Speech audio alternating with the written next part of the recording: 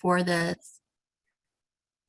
Thank you for joining us for this webinar sponsored by the American Statistical Association's Committee on Funded Research. My name is Kate Calder, and I'm currently serving as Vice Chair of the committee.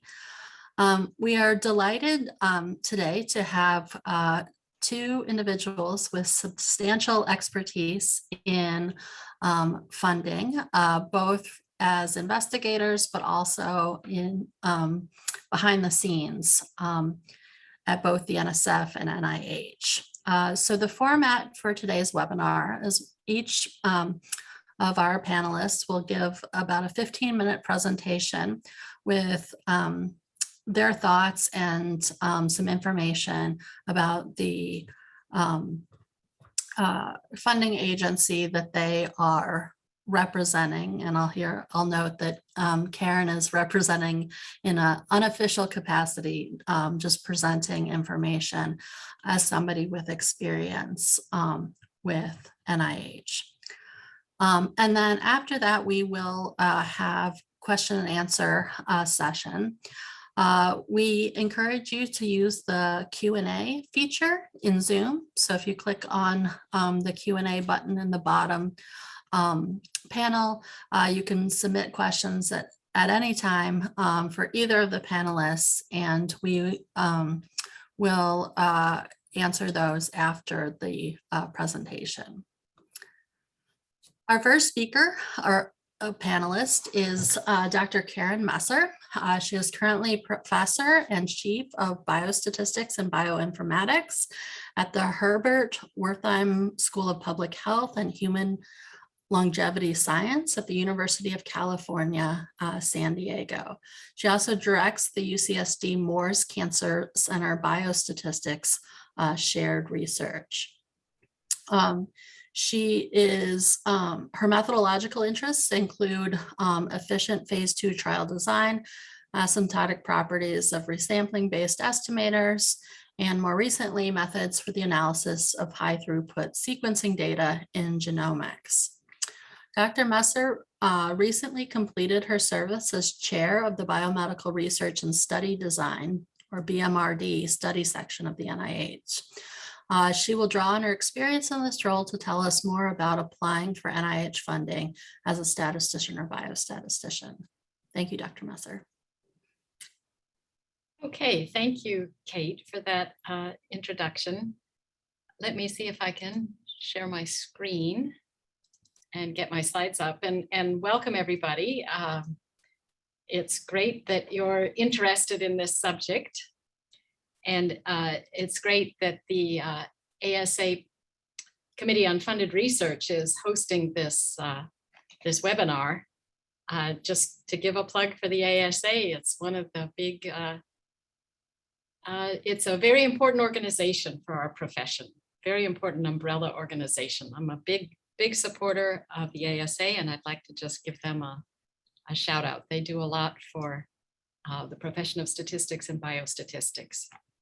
So here are my slides, and please feel free to have questions. So I thought I'd just talk about what makes a compelling NIH grant proposal. And as I mentioned, I'm in the Division of Biostatistics and Bioinformatics here at UCSD, at the UCSD Health Sciences here at Moores Cancer Center, which is where I am talking to you from. So let's see. So just a little background. I am a BMRD reviewer, and I'm now the ex-chair, I'm happy to say. And I'm commenting strictly as an individual. I have no formal affiliation with NIH other than as a reviewer and a grant submitter.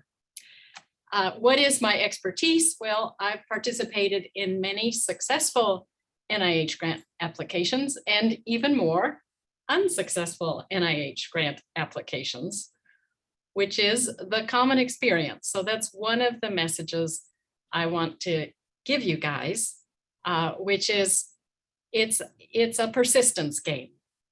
So I've done this both as co-investigator and as principal investigator, or as PI. I've participated in many NIH study sections, not just BMRD. So BMRD is our study section as statisticians and biostatisticians. It's the one that methods grants go to, or grants that have a primary statistical focus. And so I have read many grant applications. So I want to give you a little bit of the structure of NIH review, because I think it's helpful when you put in a grant application to know this.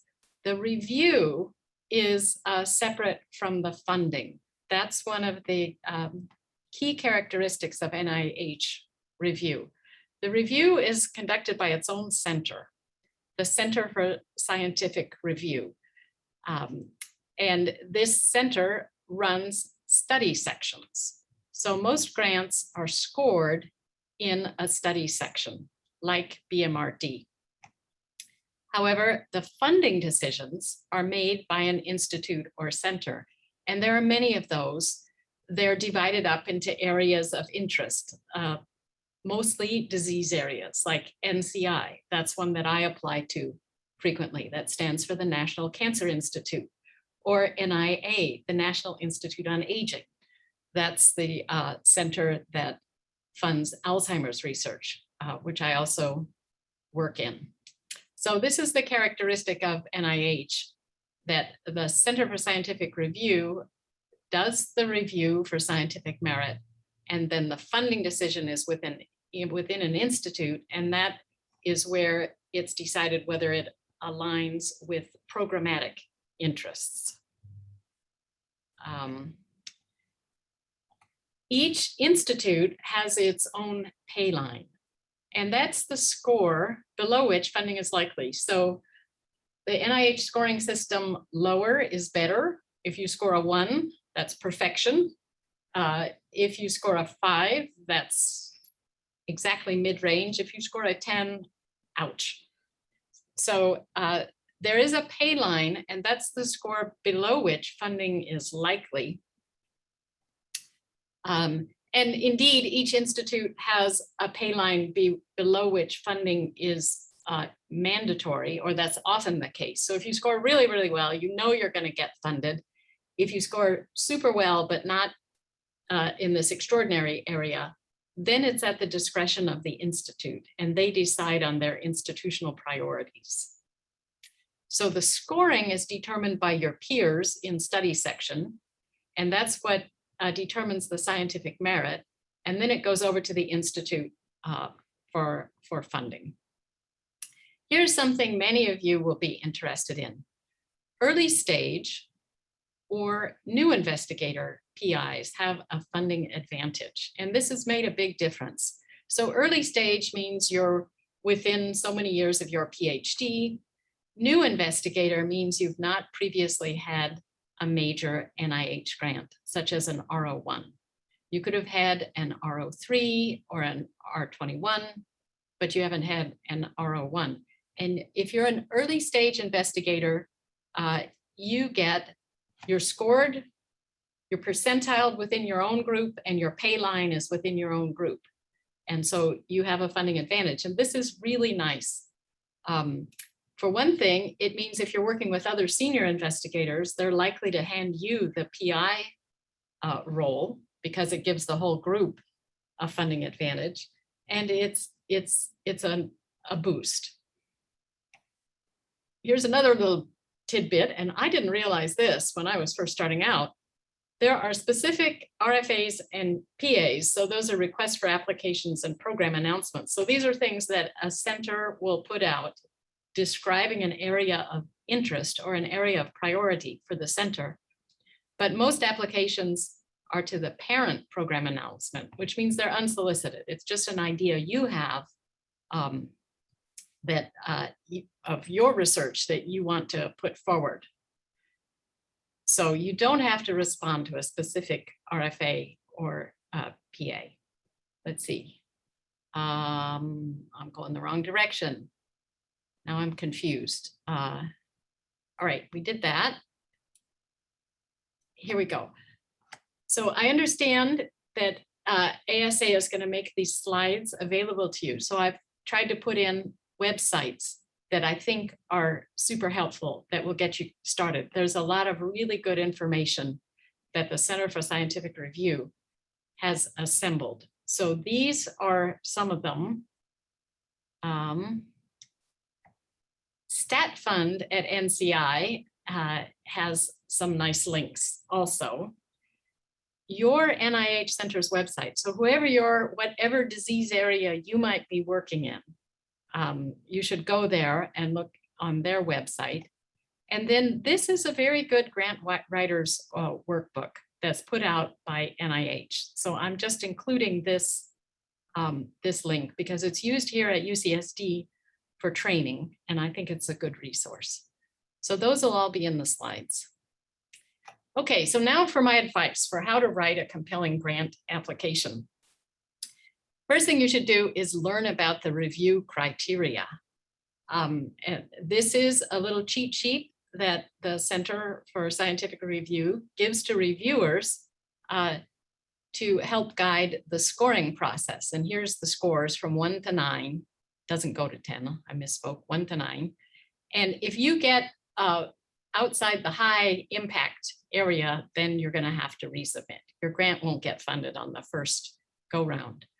So the bottom line is the likelihood is overall impact. It's the likelihood to exert a sustained and powerful influence on research fields. So I just urge you to pay attention to review criteria. The best way to come up to speed is to be a reviewer. And NIH has an early career reviewer program. Normally to be a reviewer, you have to have R01 funding. But there's an early career reviewer program that trains you as review and allows you to participate in a study section. And that's really the best way to see what goes into a good application. All it takes is reading about 5 poorly written or unexciting applications to understand what you need to do or what you should strive for to write a good application. Let's see, I don't have a timepiece. Let me check on the time. Okay, so what should you do? What should you focus on when you write your grant? Well, just remember that each reviewer is going to read 9 or 10 grants. Now, as an early stage reviewer, they'll be kind to you. You'll only read maybe 3 or 4. But most reviewers are reading 9 or 10 grants for a study section. That's a lot. And it's easy to get confused, and it's easy to get tired, and it's easy to get bored. Also, remember that reviewers will not all be expert in your particular area. A few will, 1 or 2 will, but there will be 3 primary reviewers, and then the entire study section of maybe 30 people is gonna score your application. So you have to speak to everybody. That means you have to make it easy for reviewers to grasp the main new ideas. What's new? What are you specifically contributing? And what is the specific impact of your proposed work? It has to be those 2 things. It has to be specific and it has to be understandable. So that's really the key to getting funded. You have to be clear. You have to be concise. Often a failing is that the work is not well situated in the literature. We read it, it sounds great, but we don't know how much is new that you're proposing, how much has already been done. We need to know why it is important. So it's not enough to be novel. It has to exert a sustained impact on the field. And then for NIH, this may be less true for other funding agencies, but for NIH, it has to have real world impact. There has to be a benefit to public health. And that can be indirect down the line, but you have to make the case for real world impact. Another Another common shortcoming in NIH applications, they need to be convincing, especially for BMRD. In other words, you may have a really cool theoretical idea, and it may be beautiful for our field, for statistics. It may be a really nice statistical development. But unless it comes out of a real world problem in data analysis, unless it's closely tied to the underlying science, it will have a fatal flaw when it comes to NIH study section. It's not enough to have kind of a toy example problem. You have to be convincing that this is a real collaboration, that you really understand the domain of application, and you're really addressing something that's important in the analysis in that domain of application. So that's why I put that in red. It's pretty frequent that BMRD sees kind of toy applications, and they usually get scored lower. You have to convey the statistical ideas with adequate technical detail. You have to convince your fellow reviewers that are in your statistical area. So the technical detail has to be there in order to be convincing. But you have to make the main ideas accessible to your general smart reviewer, but who's in a different area. So how do you do that? It takes practice. The best thing is to have more experienced reviewers read and comment on your application. Many biostatistics departments and groups will help their new researchers by having kind of a round robin review before you send it in. And that can be very, very helpful. So if you don't have that formally set up where you are, you might approach more experienced faculty and ask if they would be willing to mentor you. And then you just have to revise. You get it perfect and you're sick of it, and then go revise it again. And then the last thing is maybe the most important thing. You have to be persistent. It's very rare to be funded on the first try. So you send it in. If you get scored, that's already something. Only the top half. So the way it works is everybody's a reviewer. You get assigned your applications, you read them, you score them, you send your scores back in before the meeting, and everything gets ranked together, and the top half of applications get discussed at study section. So if you submit an application, you know that you'll at least get written comments. If your application gets discussed, you'll get even more insight. And those are often very, very valuable. But it's rare that you'll get funded on the first try. Often you have to revise your application and resubmit it. So don't get discouraged if you don't get funded. That's the most common outcome. And I guess that's my last slide. So just to say good luck. Enjoy the process of writing. You always learn a lot. It sharpens your ideas. It develops your papers. So even if you don't get funded, it can be a very valuable experience and help cement your collaborations. And you'll learn a lot. Okay, thank you. Great. Thank you so much, Karen. That was very insightful. So up next, we have Dr. Judy Wang. She is currently a program director in the Division of Mathematical Sciences at the National Science Foundation, and is also a professor in the Department of Statistics at George Washington University. Her researching interests include quantile regression, extreme value theory and applications, bioinformatics, non-parametric regression, and other areas. She will be today providing us with an overview of NSF funding opportunities for statisticians. Good afternoon, everyone, or good morning, everyone. I also want to concur Karen. I would like to thank ASA and the committee funded research to organize this event. It is always a pleasure to share new funding opportunities and tips with our community. So thanks, Karen, for sharing those very useful and insightful suggestions and tips, even though those are for NIH applications, but I agree every single point that you made. They also apply to NSF grant applications. So today I'm not going to, since Karen already gave everyone very good tips for preparing for grant applications, I'm not going to focus much on writing tips, but rather I will share some funding opportunities from National Science Foundation. On the chat window, I provided a link that is the presentation slides from one of our virtual office hours from the Division of Mathematical Sciences.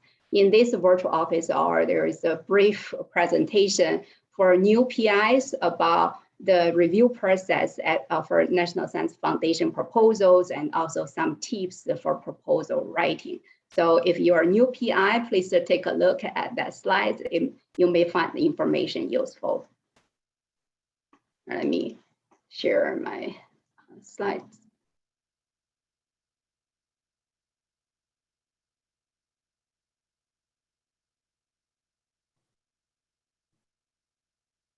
All right, so National Science Foundation is an independent agency that supports basic research and education.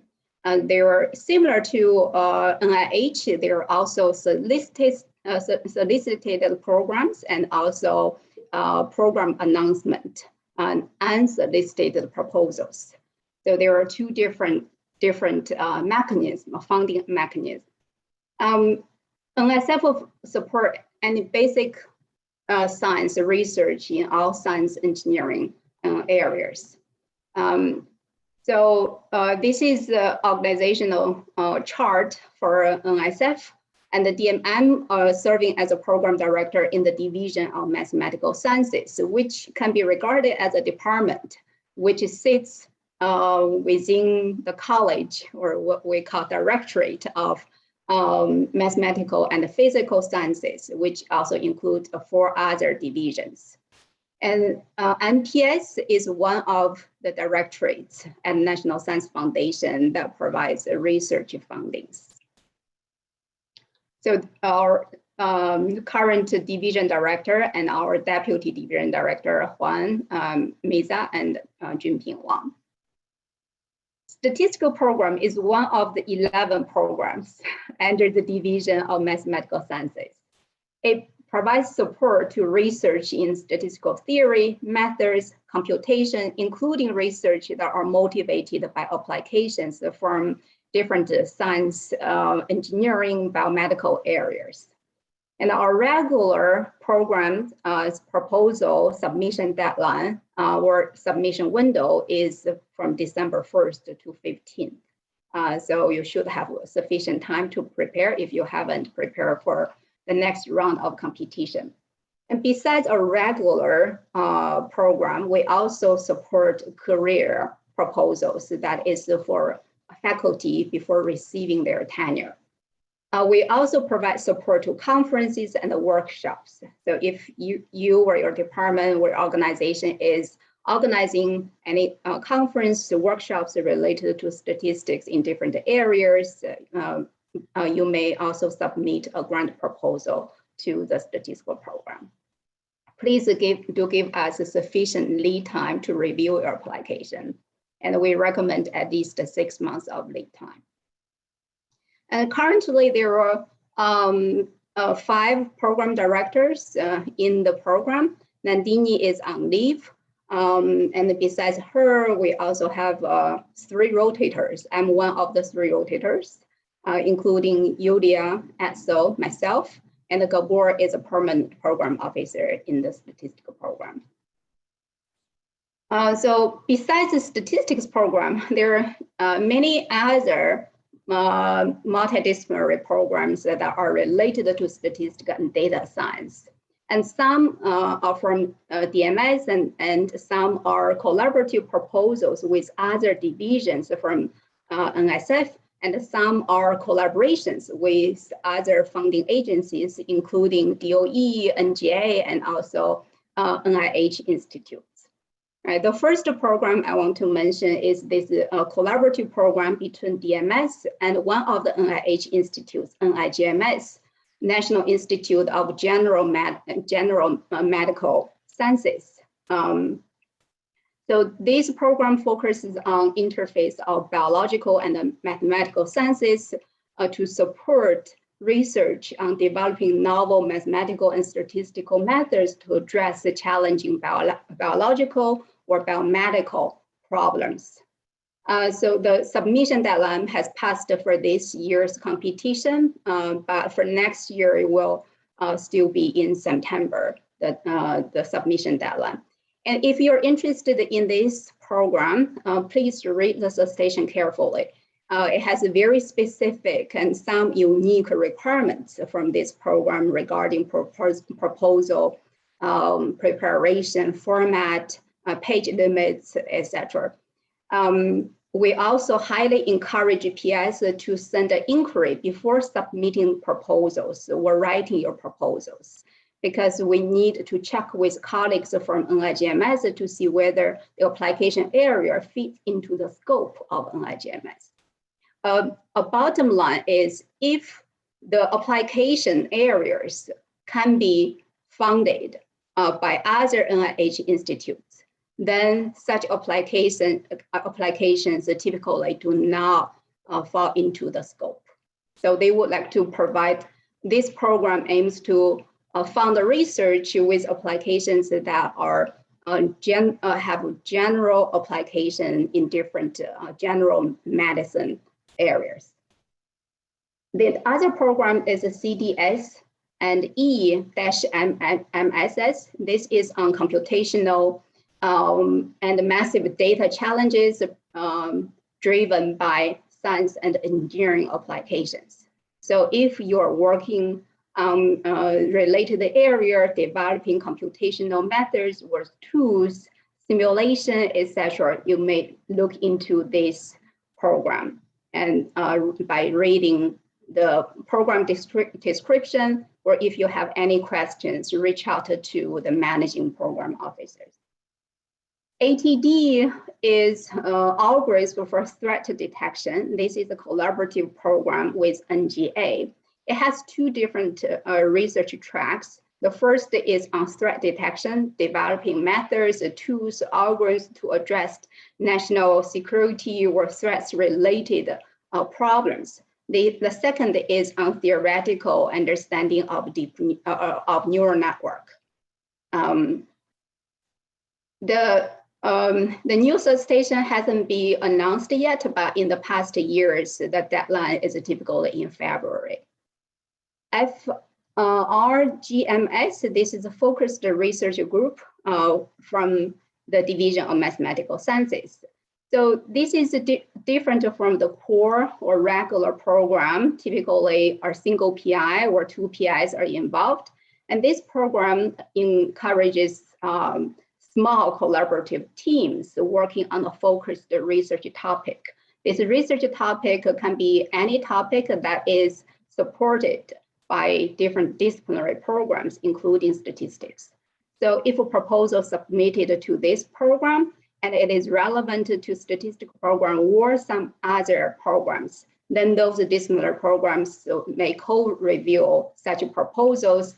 At the end, if for competitive proposals, those will be co-funded by multiple programs and by the division. There are also some other cross-disciplinary programs related to data science and statistics. One is CRCNS. This focuses on computational neuroscience. SCH is smart connected health in biomedical area, using developing AI tools, data analytics tools to address biomedical issues, public health issues, or human-related diseases. So this is different from NIGMS. NIGMS is more on basic biological or biomedical problems. It includes animal studies. but smart connected health is more on human related health issues. SATC is a secure and trustworthy cyber space, and DMS is one of the participating division for this program. DMREF, this is for researchers who have been working with material scientists. It could be developing computational tools or data analytical tools to address issues from material research. I want to draw your attention to this new DCL. This is CAS DCL on innovative solutions to climate change. DCL is different from solicitation. Solicitation is a call to the community, call for proposals focused on specific research areas. And typically solicitation has a pre-allocated funding associated with those programs, those solicitations. And the solicitation can be for 1 year computation, and some can be for multiple year computation. For instance, the Smart Connected Health one is for 3 years. And this, I forgot to mention, Smart Connected Health is also collaborative with more than 10 NIH, different NIH institutes. So you may view through this program that NSF is providing a study section about collaborating with NIH institutes. Proposals are submitted to NSF, and we work together with NIH colleagues to organize panels, review those panels. But funding decisions will be made by NSF and individual NIH institutes. The DCL, the difference, for instance, this is CAS DCL, there's no pre-allocated funding, but through this DCL, the aim is to encourage submission of proposals in climate change or climate studies areas. The DCL lists several different research directions, research tracks. If you're working with a collaborative team on related topics, and the research may be of interest to, say, not only mathematical sciences, but biology or geo, and you can submit the proposal by listing multiple programs, appropriate programs. Then those proposals will be co-reviewed, and if possible, multiple programs or divisions may provide a co-funding to support such collaborative new activities, new research. And there is also a call for HDR tripods, phase 2 competition. This is for center grant, and the budget is approximately $10 million for 5 years for one center. And through this program, we are anticipating about two awards. There are specific requirements for eligibility, PI eligibility. That is, the PI team has to include at least one personnel or one PI from the phase 1 HDR tripods awards. But there is, if you have been working with some PIs from phase 1 awards, you will be eligible and you can participate in this competition, or reach out to some people, PIs that you know from the first phase, and see whether you or your team can be involved in this or build a new collaboration. Another program related is AMPS. This is the algorithm for modern power system. The aim is to develop new algorithms and computational or methods, tools to address the power grid issues. And this is a collaborative program with DOE. There are several new opportunities I want to draw your attention. The first one is LIPS MPS. This is a solicitation from the Directorate of Mathematical Physical Sciences. The aim is to support early career researchers, especially researchers coming from non-R1 institutions or underrepresented institutions, which typically do not receive enough NSF funding. So if you are coming from one of those non-R1 research institutions, or your income, either yourself, if you're eligible, if you haven't received your tenure yet, you will be eligible, or you can encourage your junior colleagues from your department to apply for this program. Modulus is a collaborative program with biological science area divisions to develop models for biological systems. This EEID, this is also newly released dissertation on ecology and evolution of infectious diseases, and the DMS is one of the participating divisions. NITMB, this is similar but at a larger scale than HDR Tripods Institute competition. And this is our collaborative program with the Simons Foundation. The aim is to fund one national institute, the National Center for Theory and Mathematics in Biology. And the award size is anticipated to be $50 million across 5 years.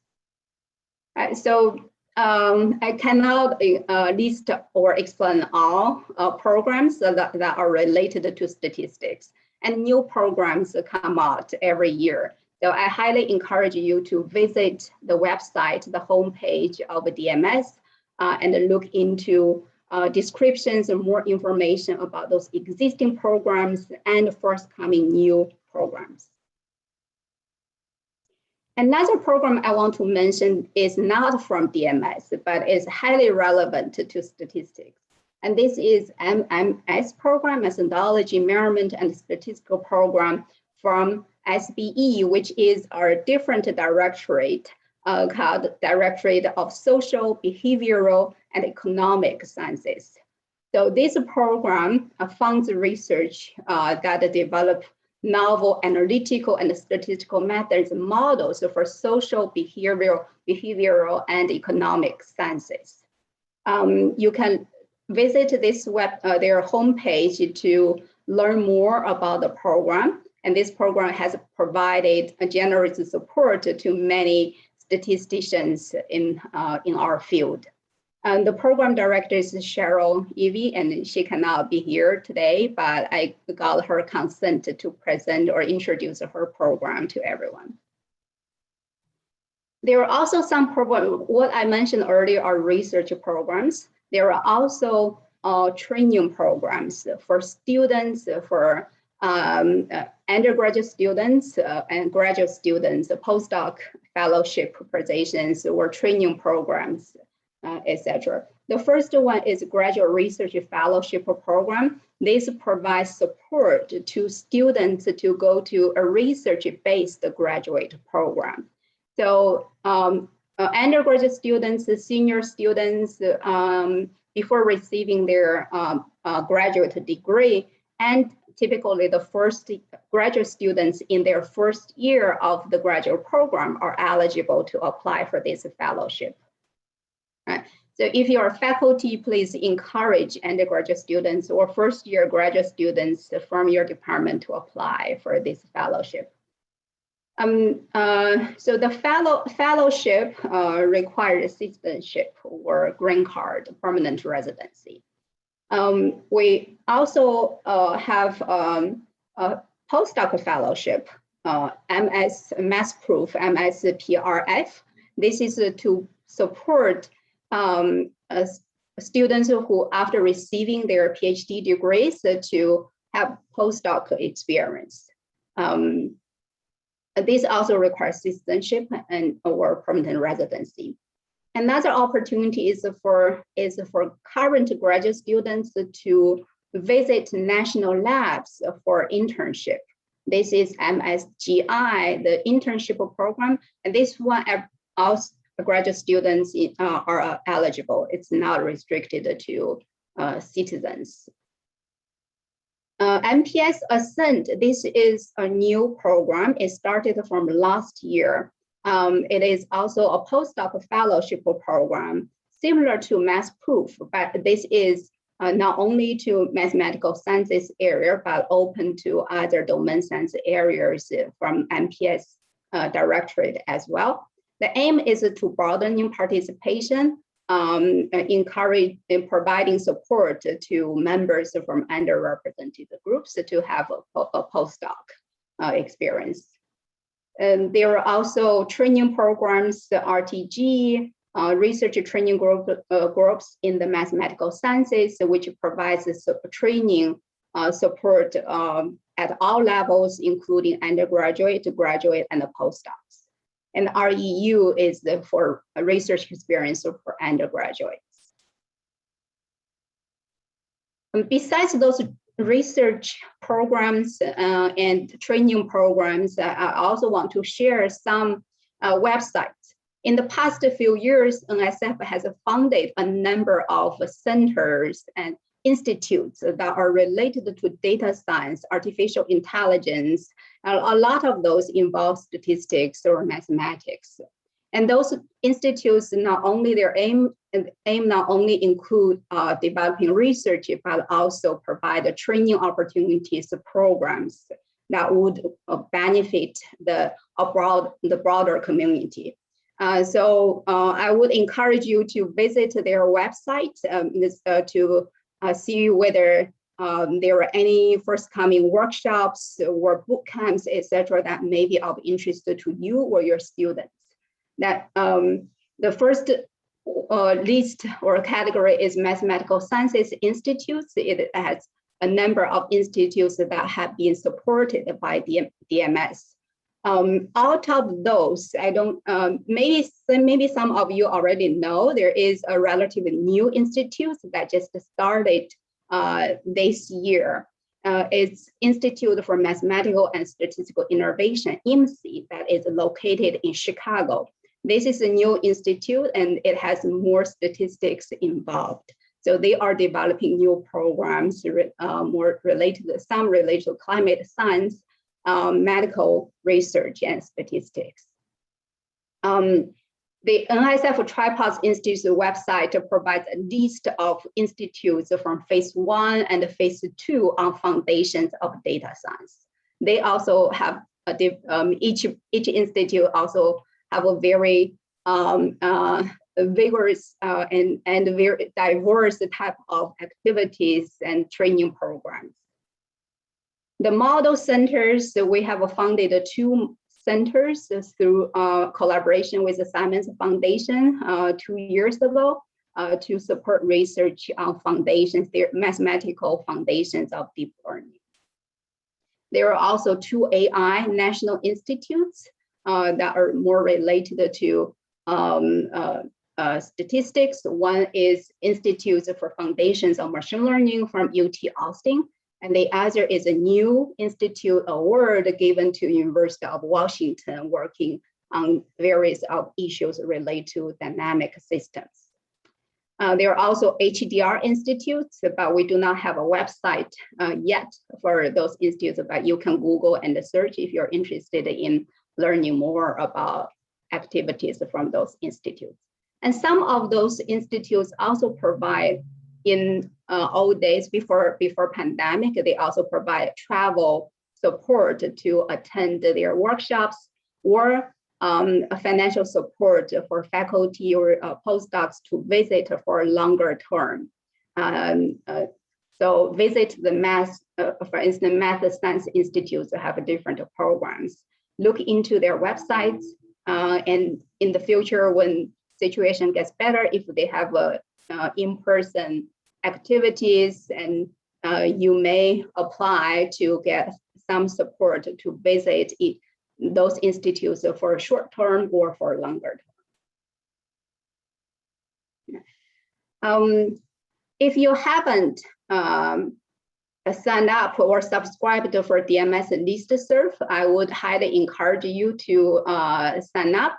Whenever there are new funding opportunities, you will receive email notification.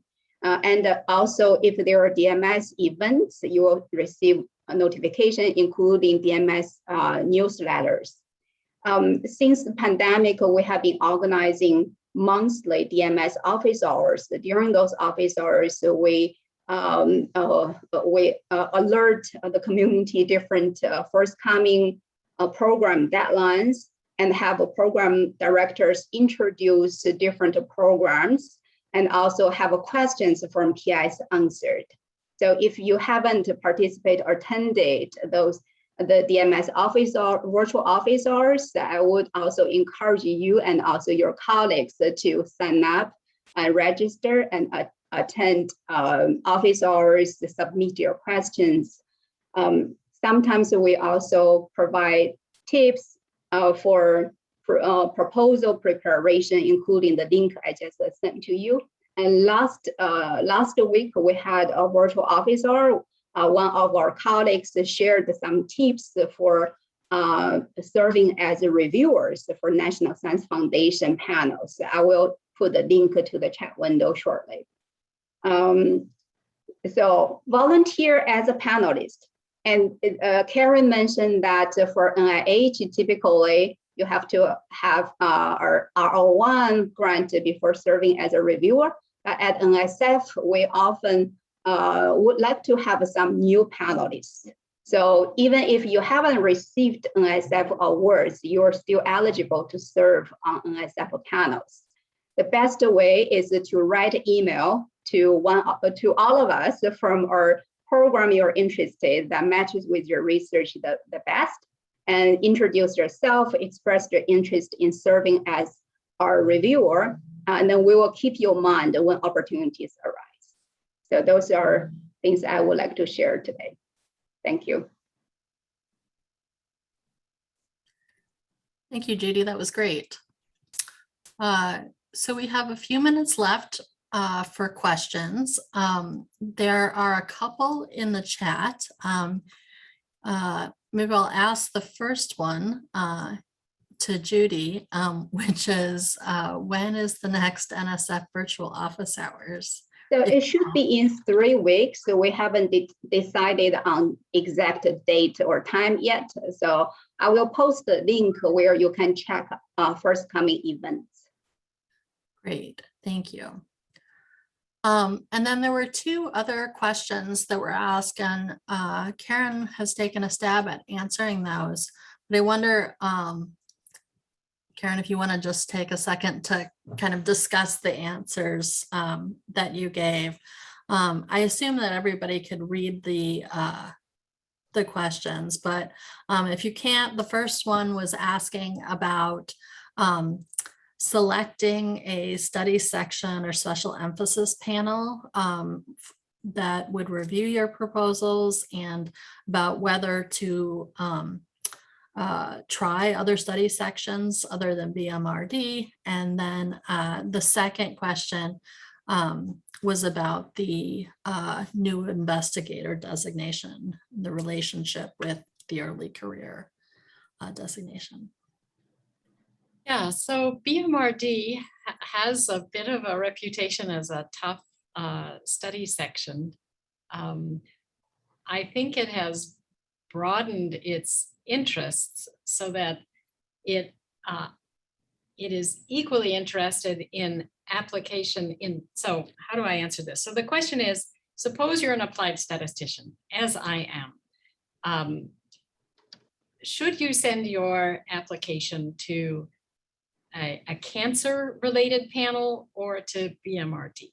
That's the question. If you're deeply involved in some sort of research, say cancer research, would you be better off sending it to a cancer-focused panel or to the statistics-focused panel? And there's several parts to that answer. One is it's not up to you. It's the Center for Scientific Review that makes that decision according to their standards. The other is that BMRD has a dual charge, which is to look at the impact of what's proposed. And so if your impact is in the domain of application, that is fine. So if the impact comes from novel application of existing methods in a new domain, then that falls within the BMRD purview.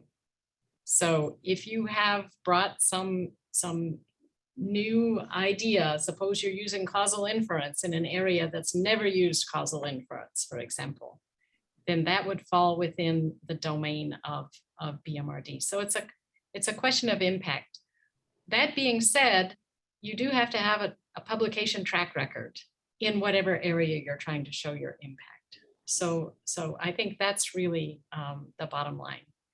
There are RFAs that do have special emphasis panels, special emphasis review panels attached. So that was a second part of that question. Yeah, and then early stage investigator, that is defined on the website. Once you've had R01 level funding, you no longer get a boost. You're in the same pot as everybody else. Great. Are there any other questions that anyone wants to submit?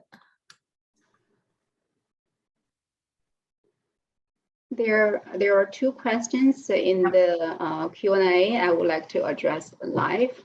Sure. So one is how long for NSF programs, how long typically the review panel will start to review a submitted proposal?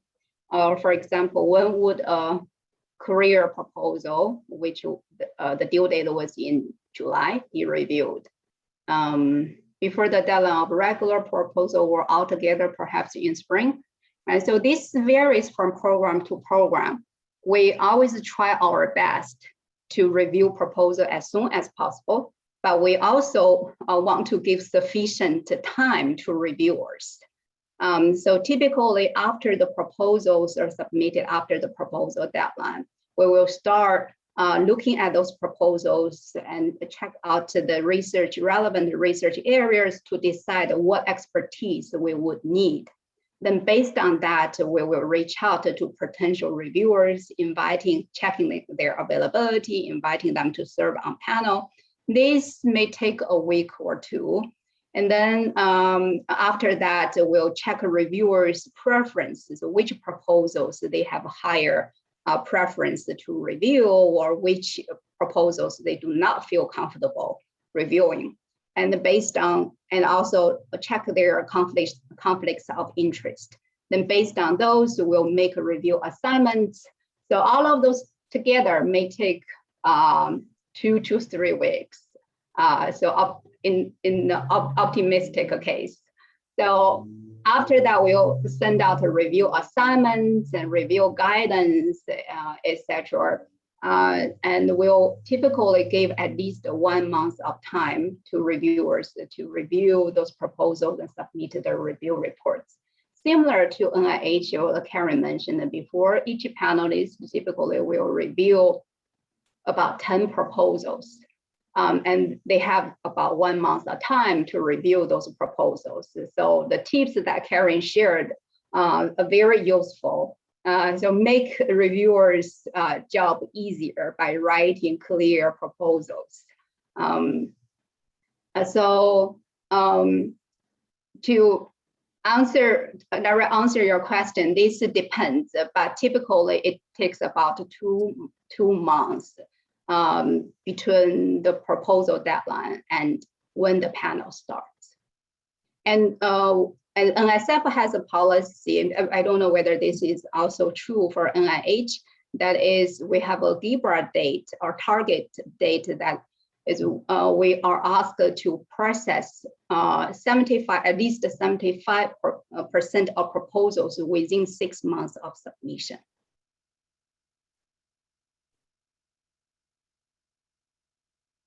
So there is another question for the upcoming Smart Connected Health program. And all PIs are encouraged to send inquiry email to the management team. If you go to the website of the program, and you will find the email addresses. So send inquiry email to that alias, then the team will respond to your email. And typically, PIs do not specify which NIH institute, because it is hard to, it is up to NIH colleagues to decide and to see whether your project is of interest or aligns with their priority or not. Okay, very, very quickly, if you don't mind, Kate, I'll just jump in and answer. There's a BMRD question. Does BMRD have any clinicians or subject matter experts serving on it? How would reviewers on BMRD be able to assess the potential impact on a subject matter field if they don't work in the field themselves? That's an excellent question. The scientific review officer assigned to BMRD solicits specialized expertise as needed. And there's often what's called a mail-in reviewer who has subject matter expertise that addresses exactly that kind of question if needed. That being said, often there are statisticians on the panel that might have considerable expertise in a particular domain. Great. Well, thank you both for taking the time to share your expertise with us today. And thank you to everyone who attended our panel. I just want to conclude by calling your attention to a note that Steve Pearson put in the chat about 2 opportunities for additional information. So the first is the Committee on Funded Research has a website that includes an archive of all of the material that have been generated from our webinars and other outreach opportunities. So please check that out. It's open to everyone. And then if you're an ASA member, you can also sign up for to participate in the community, the funding opportunities community, and that through that you'll receive funding solicitations and other updates relevant to statisticians. So, and this one is only open to ASA members. So if you're not an ASA member, that's yet another great reason to join the organization. So thanks again to our 2 panelists. Very much appreciate your insight. Good luck and take care. Bye. Bye.